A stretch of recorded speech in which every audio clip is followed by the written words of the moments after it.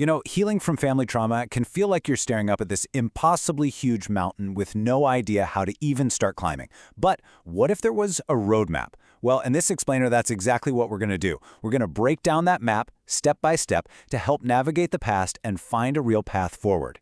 So let's kick things off with this really powerful idea from Joseph Campbell, because it perfectly sets the stage for our journey. Where you stumble, there lies your treasure. What that's telling us is that our most difficult experiences, they're not just sources of pain. They're the very places where our greatest strength and wisdom are just waiting to be discovered. Okay, here's the roadmap for our time together. We're going to start with the absolute foundation, rebuilding your self-worth. From there, we'll dive into healing those unresolved emotions. And, this is a big one, understanding the difference between real feelings and something called racket feelings. Then, we'll walk the path through grief, and finally, we'll look at how to learn to trust again. All right, our first stop, rebuilding self-worth. And listen, this isn't about just thinking happy thoughts. It's about building a solid, stable foundation for your recovery. It all starts when our actions begin to line up with our values, and we shift from that daily feeling of remorse and regret to one of genuine self-respect. A really crucial part of this is how you measure your own success. This is not a competition, right? Your journey is yours, and yours alone. So the only comparison that matters is you today versus the person you were yesterday, or last week, or last year. That's how you really see how far you've come. And this slide just lays out the core transformation so perfectly. We're moving away from humiliation, that soul-crushing feeling of being worthless, defined by your mistakes, and instead, we're building humility, which is this quiet, honest self-respect. It's the strength to say, yeah, I made mistakes, I learned from them, and now I'm moving on. Okay, so once that foundation of self-worth starts to feel a little more stable, we're in a much better place to face the unresolved emotions from our past. This means, yeah, confronting some painful childhood feelings, but it is so important to do this with the right support system around you.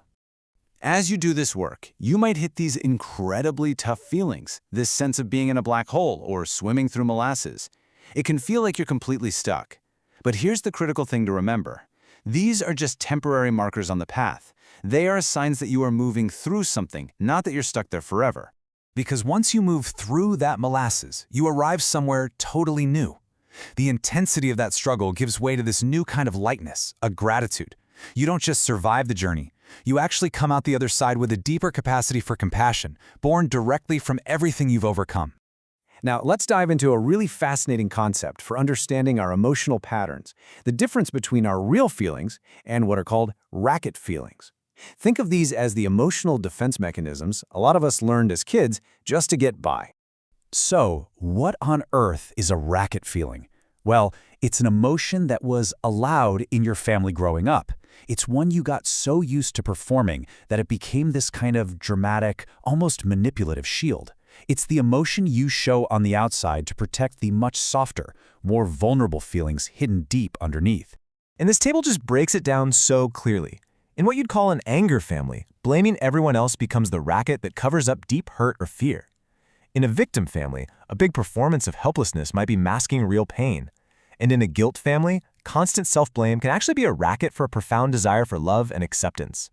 The problem is, these rackets end up pushing people away, which only reinforces the very loneliness we're trying to escape. Let's look at a real-world example to make this stick. A woman named Melissa came to her therapy group with this very dramatic story about a big family fight from her childhood. She told it with a ton of energy, but the group, they just felt disconnected. They could sense the performance, the racket, but they couldn't feel the real emotion. But once she felt safe enough to move past that dramatic story, the real truth finally came out. The real buried pain wasn't from the fight at all.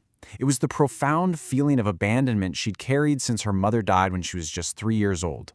And by finally connecting with that genuine emotion in a safe space, she could actually begin to heal. This brings us right to our next major stage, the path through grief. See, to truly move on, we have to grieve what we've lost. Maybe the loss of a safe childhood or the family we desperately needed. And it's this process that clears the way for real forgiveness and love.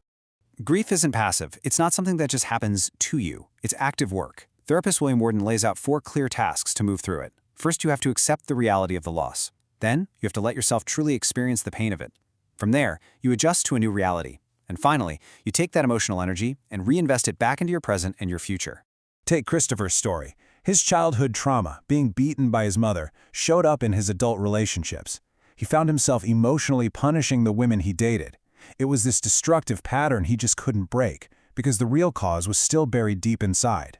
Through his own work in therapy, Christopher was able to safely go back and re-experience that childhood terror and release the deep-seated hatred he felt. And only then, only after he processed his own pain, could he see his mother not just as a monster, but as a person who was also deeply wounded.